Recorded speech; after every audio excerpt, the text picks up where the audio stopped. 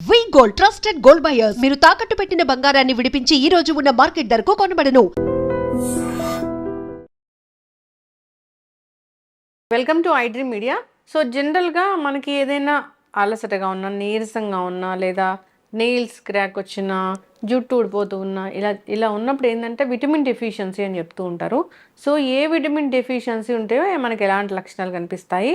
So మనం జనరల్గా క్యాజువల్గా వేసుకునే మల్టీవిటమిన్ ట్యాబ్లెట్స్ మనం డాక్టర్ ప్రిస్క్రైబ్ చేయకుండానే ఇవి వేసుకోవచ్చా? పూర్తి వివరాలు తెలుసుకుందాం. మనతో పాటు ఉన్నారు ప్రముఖ internal medicine specialist doctor Rajesh Shukkala గారు. డాక్టర్ గారు నమస్తే అండి. నమస్తే. డాక్టర్ గారు, అంటే నీరసంగా ఉంది అన్నప్పుడు ఒక బి కాంప్లెక్స్ వేసుకోండి ఇలా చెప్తూ ఉంటారు కదా. ఇప్పుడు B12 డెఫిషియన్సీ ఉంది, ఈ లక్షణం కనిపిస్తుంది. డి విటమిన్ డెఫిషియన్సీ ఉంది, ఈ లక్షణం కనిపిస్తుంది అంటే ఆ లిస్ట్ ఎలా ఉందండి? సో మీరు అన్నట్టు వాస్తవానికి న్యూట్రిటివ్ ఎలిమెంట్స్ ఆర్ న్యూట్రిస్యూటికల్స్ అంటున్నారు ఈ మధ్య. ఇవి చాలా మటుకు అబ్నార్మల్గా కనబడుతున్నాయి. వాస్తవానికి మనము ఏవైతే రెగ్యులర్గా మేము క్లినికల్ ప్రాక్టీస్లో చూస్తామో thyroid disease, blood pressure, diabetes, ఇవన్నీ కూడా వీటితో ముడిపడినవి. చాలామందికి సర్ప్రైజింగ్ అనిపిస్తుంది, ఏంటి విటమిన్లు దీనికి ఏం సంబంధం అని. సో ఫర్ ఎగ్జాంపుల్ డయాబెటీస్ అనుకుందాం. డయాబెటీస్లో కోబాల్ట్, క్రోమియం ఈ రెండు డయాబెటీస్ని అదుపులో ఉంచుతాయి. ట్రేస్ ఎలిమెంట్స్ అంటాం వీటిని, అదుపులో ఉంచుతాయి. అలాగే బ్లడ్ ప్రెషర్, పొటాషియం అనేది చాలా వైటల్ రోల్ ప్లే చేస్తుంది. సోడియం అనేది బ్లడ్ ప్రెషర్ని పెంచుద్ది. సో ఈ మధ్యన బ్యాలెన్స్ ఉంటేనే బ్లడ్ ప్రెషర్ సమంగా మెయింటైన్ అవుతుంది. అందుకే ఉప్పు తింటే బీపీ పెరుగుద్ది, బనానా తింటే చెప్తూ ఉంటారు కదా బనానాలో పొటాషియం ఉంటుందని. వాస్తవమేనా డాక్టర్ గారు అది? ఓకే. మేము సబ్స్టిట్యూషన్ కూడా అలాగే చెప్తాం. ఎవరికైనా లూజ్ మోషన్స్, వామిటింగ్స్ అయ్యి వచ్చినప్పుడు బనానా తినండి, మీకు ఇంప్రూవ్మెంట్ ఉంటుంది, ఒళ్ళు నొప్పులు అన్నీ తగ్గుతాయి అని చెప్తాం. అలాగే ఈ మధ్య చాలా ఫ్రీక్వెంట్గా చూస్తుంది థైరాయిడ్ డిజీజ్. థైరాయిడ్లో కూడా సెలీనియం చాలా ఇంపార్టెంట్గా రోల్ ప్లే చేస్తుంది. అండ్ థైరోసిన్ అంటారు, అది ప్లే చేస్తుంది, ఐడిన్. సో ఇవన్నీ కూడా ఈ న్యూట్రిటివ్ ఎలిమెంట్స్ ఏవైతే ఉన్నాయో చాలా గ్రాంటెడ్గా తీసుకున్నాం. మన ఇన్ని రోజులు మీరు పాతకాలంలో గమనిస్తే బావిలోంచి వాటర్ తీసుకొని తాగేసేవాళ్ళం, నో ఫిల్టర్. సో ఆ కారణంగా ఏంటంటే ఈ పోషకాహారాల విలువలు మనం తీసుకునే వాటర్ కానివ్వండి, ఫుడ్లో కానివ్వండి చాలా ఈజీగా ఉండేది. సరదాగా పొలంకి వెళ్తే ఆ మోటార్లోంచి నీళ్ళు తాగేవాళ్ళు చాలామంది. ఇప్పుడు తాగమని చెప్పండి, తాగలేరు. తాగితే హాస్పిటలైజేషన్కి గురవుతారు. ఫిల్టర్డ్ వాటర్ తాగితేనే కాస్తో కూస్తో మన హెల్త్ బాగుంటుంది. సో ఇక్కడ ఎసెన్షియల్గా మిస్సింగ్ పాయింట్ ఏంటంటే, ఏవైతే మనం విటమిన్స్ గురించి మాట్లాడుతున్నామో విటమిన్స్తో పాటు ట్రేస్ ఎలిమెంట్స్ కూడా బాడీకి చాలా ఇంపార్టెంట్. ఇవన్నీ కూడా చాలా జీవక్రియల్లో ఇంపార్టెంట్ రోల్ ప్లే చేస్తాయి. Enzymatic reactions, chemical mediation, energy production, insulin, thyroid, ఇవన్నీ మెయింటెనెన్స్లో ఇవి చాలా ఎసెన్షియల్గా మనకి మెయింటైన్ కావాలి. For example in the recent past కోవిడ్లో మనం చాలా నేర్చుకున్న వాటిల్లో విటమిన్ డి రోల్ చాలా ఎక్కువగా నేర్చుకున్నాం. విటమిన్ డి రోల్ ఏం గమనించారు? మన దగ్గరే కదా, ప్రపంచవ్యాప్తంగా స్టడీస్ చేసి గమనించింది ఏంటంటే, కోవిడ్లో విటమిన్ డి ఎవరికైతే బాగా ఉంటుందో, పుష్కలంగా ఉంటుందో వాళ్ళకి ఈ కోవిడ్ ఎఫెక్ట్ తక్కువగా ఉంది, రిక్వైర్మెంట్ ఆఫ్ హాస్పిటలైజేషన్ తక్కువగా ఉంది, ఐసీయూ అడ్మిషన్స్ తక్కువగా ఉన్నాయి, రికవరీ రేట్స్ బెటర్గా ఉన్నాయి. ఇవన్నీ కూడా గమనించారు. ప్రాపర్ స్టడీ చేసి వైటమిన్ డి ఇస్తే కోవిడ్ నుంచి త్వరగా రికవర్ అవుతున్నారని కూడా ఎస్టాబ్లిష్ చేశారు. అంటే ఇండైరెక్ట్గా ఏం చెప్తున్నారు? వైటమిన్ డి పుష్కలంగా ఉంటే ఇమ్యూనిటీ బెటర్గా ఉంటుంది. అసలు వైటమిన్ డి క్రూషియల్ రోల్ ఎక్కడుంది? బోన్స్, మజిల్స్, స్కెల్టల్ సిస్టమ్ మీద ఉంది. ఇది కాక వీటిలన్నిటిలో కూడా రోల్ ప్లే చేస్తుంది. వాస్తవానికి ప్రతి కణానికి సంబంధించి వైటమిన్ డికి ఇంపార్టెంట్ రోల్గా గమనిస్తున్నారు. సో ఫ్రీక్వెంట్గా క్లినికల్ ప్రాక్టీస్లో గమనించేది విటమిన్ డి డెఫిషియన్సీ. ఈ విటమిన్ డి డెఫిషియన్సీ ప్రజెంటేషన్ ఎట్లుంది? మీరు చెప్పినట్టు చాలా వీక్గా ఉండడం, ఎముకలు, కండరాలు నొప్పులకు గురవడం, చేతకాకపోవడం, ఊరికే ఇన్ఫెక్షన్స్ రావడం, అలసటగా అనిపించడం, హెయిర్ ఫాల్కి గురవడం, ఏదైనా ఇన్ఫెక్షన్ వస్తే ఈజీగా తగ్గకపోవడం, బోన్స్ ఈజీగా విరిగిపోవడం, మజిల్ పెయిన్స్ ఈజీగా రావడం, ఏదైనా స్పోర్ట్స్ ఆర్ గేమ్స్ యంగ్ పీపుల్లో ఆడదామన్నా చేత కాకపోవడం, ఇలాంటివన్నీ ఫ్రీక్వెంట్గా చూస్తున్నాం. సో ఈవెన్ ఒక 20-year-old పర్సన్ వచ్చినా కానీ ఇలాంటి ప్రజెంటేషన్ ఉంటే compulsory evaluation of vitamin D అనేది చేయాల్సిన పరిస్థితి. తర్వాత వైటమిన్ B12, దీనికి కూడా ప్రిడామినెంట్లీ సిగ్నిఫికెంట్ రోల్ కనిపిస్తుంది. ఎందుకంటే ఈ ఈ విటమిన్ విలువలు కూడా చాలా తక్కువగా ఉన్నాయి ఇది మన ఆహారంలోంచి రావడానికి. వాస్తవానికి చాలామంది ప్రాక్టీస్లో అడుగుతారు, ఒక న్యాచురల్ సోర్స్ చెప్పండి, ఈ ట్యాబ్లెట్లు మేము వేసుకోమంటారు. అవును. అసలు మిమ్మల్ని నేను ఒక ప్రశ్న అడుగుతాను, మీకు తెలిసిన ఒక pure substance, any food substance మీరు చెప్పండి అని చెప్తే ఆన్సర్స్ లేవు. మిల్క్ లేదు, వాటర్ లేదు, గాలి లేదు, భూమి లేదు, ఎవ్రీథింగ్ ఈస్ పొల్యూటెడ్.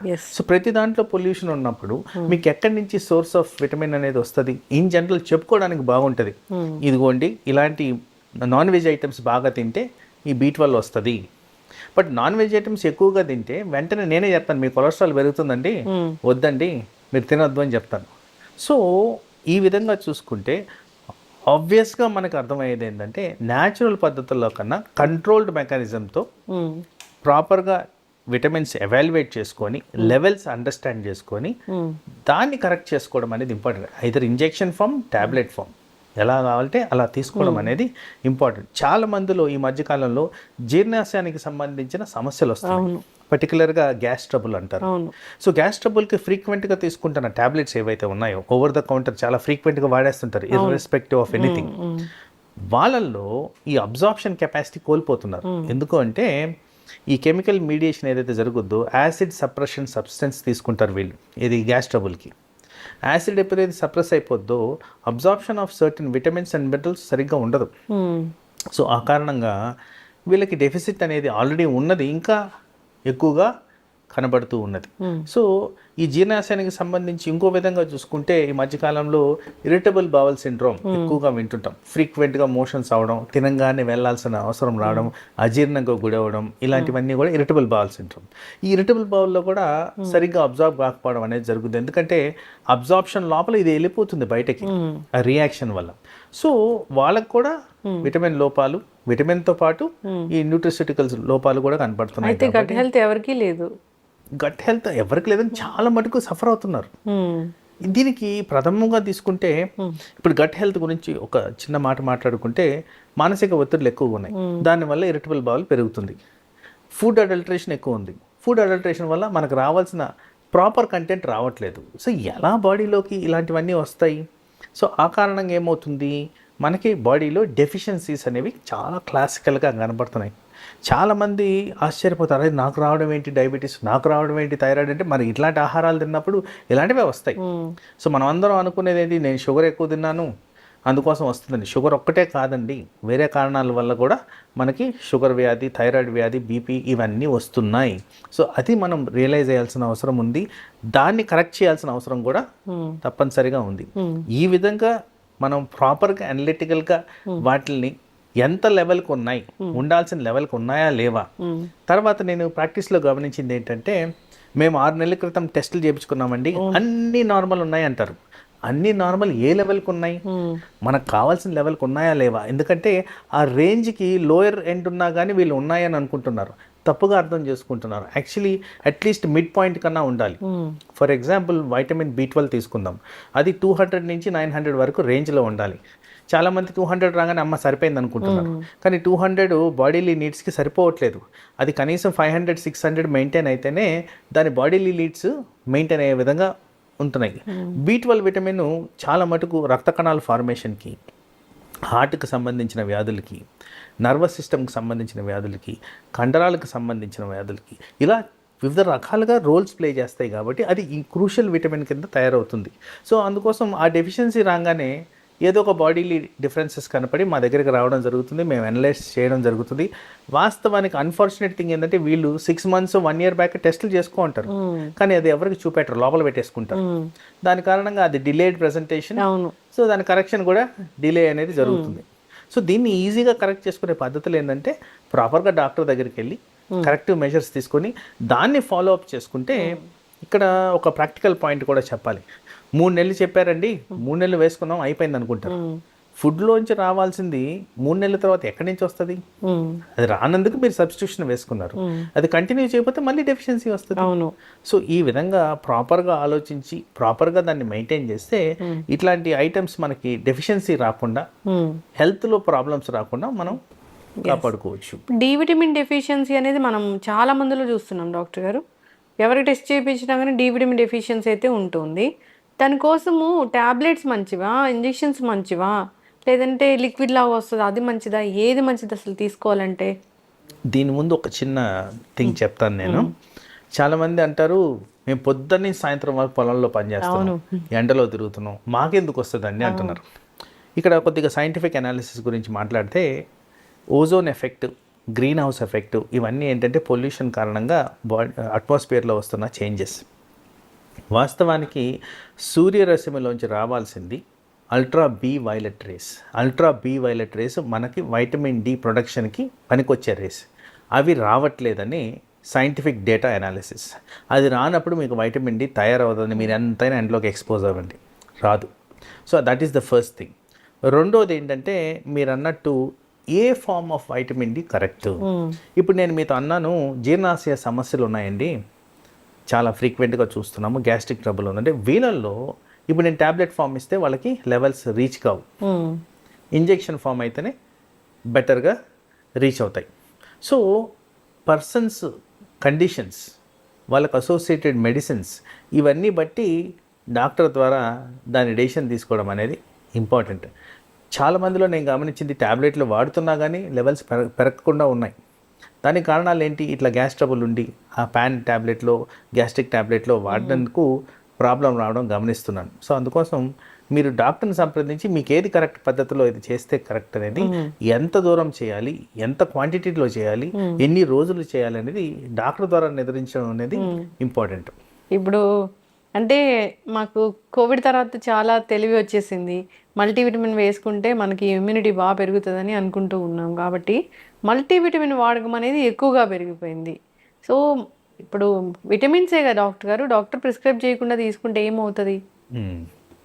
సో మీరు అన్నట్టు yes, it's a welcome sign. చాలా బాగా అండర్స్టాండింగ్కి వచ్చారు, హెల్త్ కాన్సెప్ట్స్ మీద అవేర్నెస్ అనేది పెరిగింది ఆఫ్టర్ కోవిడ్. ప్రజల్లో కూడా ఎలా హెల్తీ హ్యాబిట్స్ మెయింటైన్ చేయాలి, ఎలా వాకింగ్ చేయాలి, ఏం చేయాలి అనేది ఒక ఐడియా వచ్చింది. That is a very good thing. అయితే ఈ ఓవర్ ద కౌంటర్ వాడేటప్పుడు ఇష్టం వచ్చినట్టు వాడిన దానివల్ల సైడ్ ఎఫెక్ట్స్ కూడా మనం గ్రహించాల్సిన అవసరం ఉంది. తరచుగా గమనిస్తుండేది ఏంటంటే over dosage of vitamins. Over dosage వల్ల కూడా మనకి ప్రాబ్లమ్స్ వచ్చేదానికి ఆస్కారం ఉంది. ఫర్ ఎగ్జాంపుల్ వైటమిన్ ఏ ఎక్కువగా ఉంటే బ్రెయిన్ మీద కొన్ని ఎఫెక్ట్స్ చూపిస్తుంది. అలాగే వైటమిన్ డి ఎక్కువగా ఉంటే మస్క్యులోస్కెలిటల్ అంటే కండరాలకు భాగానికి, ఎముకలకు భాగానికి సంబంధించి కొన్ని ప్రాబ్లమ్స్ వస్తాయి. ఏం ప్రాబ్లమ్స్ వస్తాయి? నొప్పులు, విపరీతమైన కాన్స్టిపేషను, లేకపోతే చేత కాకపోవడం, ఫెటిగ్నెస్, ఇలాంటివన్నీ వస్తాయి. రాల్డ్ ఫార్మేషన్, చాలా చాలా రకాలుగా ఓవర్ డోసేజ్ వల్ల ప్రెసెంట్ అయ్యేదానికి ఆస్కారం ఉంది. సో అందుకోసమే అబ్నార్మల్గా వైటమిన్ ఇంటేక్ కన్నా, ఫర్ ఎగ్జాంపుల్ మీరు అన్నారు మల్టీ వైటమిన్ వేసుకోవడంలో ప్రాబ్లం ఏంటి అని. ఎస్, తీసుకోండి, కానీ అది ఎప్పుడు తీసుకోవాలంటే short duration of period. Suppose flu జ్వరాలు వస్తున్నాయి, ఫ్లూ జ్వరాల్లో బాడీ ఇమ్యూనిటీ ప్రాపర్గా మెయింటైన్ అయితే మంచిది. ఎందుకంటే న్యాచురల్గా మనకి విటమిన్స్ లోపాలు ఉన్నాయి కాబట్టి ఆ విటమిన్స్ ఇమ్యూనిటీని ఇంప్రూవ్ చేస్తున్నాయని సైంటిఫిక్ అనాలిసిస్ ఉంది కాబట్టి ఆ టైంలో short period of time, maybe for a week 10 days వేసుకుంటే డెఫినెట్లీ బాడీలీ ఎఫెక్ట్స్ అనేవి వస్తాయి. అదే లాంగ్ స్టాండింగ్గా మీరు వాడుతున్నారు అనుకోండి, దాని కారణంగా అవయాల మీద, పర్టికులర్గా లివర్, కిడ్నీ మీద ఎఫెక్ట్స్ జరిగేదానికి ఆస్కారం ఉంది. ఎందుకంటే టాక్సిక్ లెవెల్స్ ఏవైనా వెళ్ళి ఎఫెక్ట్ అయినప్పుడు ప్రథమంగా ఎఫెక్ట్ అయ్యేవి ఈ లివరు, కిడ్నీ. సో మెజర్మెంట్ లేకుండా చేసుకున్న దానివల్ల విటమిన్ ద్వారా వచ్చే సైడ్ ఎఫెక్ట్ కాకుండా ఈ అవయాల మీద కూడా ఎఫెక్ట్ పడిగేదానికి ఆస్కారం ఉంది. అందుకోసం డాక్టర్ సలహాలు లేకుండా డైరెక్ట్గా విటమిన్స్ తీసుకోవడం మంచిది కాదు. ఇప్పుడు విటమిన్ డెఫిషియన్సీ ఉందో లేదో తెలుసుకోవాలంటే వాటికి సపరేట్ టెస్ట్ ఉంటుందా? ఎస్, విటమిన్ అనాలిసిస్ చేసుకోవచ్చు. పర్టికులర్గా మీరు చెప్పే ప్రాబ్లమ్స్ బట్టి ఏ విటమిన్ పర్టికులర్గా మనం చూసుకోవాలి అనే దాన్ని బట్టి. విటమిన్ అనాలిసిస్ అనేది ఒక టెస్టా డాక్టర్ గారు? ఎస్, ఎవరైనా చేసుకోవచ్చు. ఎవరైనా చేసుకోవచ్చు. ఓకే, ఎస్, చక్కగా చెప్పారు డాక్టర్ గారు. ఇప్పుడు ఈ రకరకాల హెల్త్ ఇష్యూస్ వస్తున్నాయి అంటే సో మనం సరైన ఆహారం తీసుకోవట్లేదు, సరైన పద్ధతిలో తీసుకోవట్లేదు అనేది అందరికీ తెలిసిన విషయమే. అంటే డాక్టర్ ప్రిస్క్రైబ్ చేసినప్పుడు ఖచ్చితంగా వాటిని తీసుకోవాలి. న్యాచురల్ సోర్స్ కోసం చూసుకుంటే అది మనకి సఫిషియెంట్గా వచ్చేదానికి చాలా టైం అనేది పడుతుంది. సో ఈ లోపల జరిగే డ్యామేజ్ అంతా జరిగిపోతుంది. చాలామంది చెప్తూ ఉంటారు మీరు అన్నట్లుగానే మేము ఎండలోకి వెళ్తున్నాము, ఎక్స్పోజ్ అవుతున్నాము, మాకెందుకు డి విటమిన్ డెఫిషియన్సీ ఉంటుందని. టెస్ట్ చేస్తే అందరికీ డి విటమిన్ డెఫిషియన్సీ ఉంది. బికాస్ ఆఫ్ మీరు చెప్పిన చాలా కారణాలే దానికి సరైనవి. అయితే డాక్టర్ చెప్పిన విధంగా అందరూ ఇలాంటివి తీసుకొని హెల్తీగా ఉండాలని కోరుకుందాం. విటమిన్ అనాలిసిస్ అనేది ఒక టెస్ట్ ఉంది, ఆ టెస్ట్ కూడా చేయించుకోవాలని కోరుకుందాం. విటమిన్ టెస్టులు చేయించుకుంటే కానీ అసలు బయటపడుతుంది అసలు ఏమేమి ఉన్నాయని. అబ్జార్ప్షన్ అనేది లేదు ఫస్ట్ పొట్టలో మనకి. గట్ హెల్త్ అనేది పాడైపోయింది, ఎక్కడ కూడా మంచి అబ్జార్ప్షన్ అనేది లేకపోవడం వల్ల అనారోగ్య సమస్యలు అనేవి వస్తూ ఉన్నాయి. చక్కటి ఇన్ఫర్మేషన్ అండి, ధన్యవాదాలు. నమస్తే.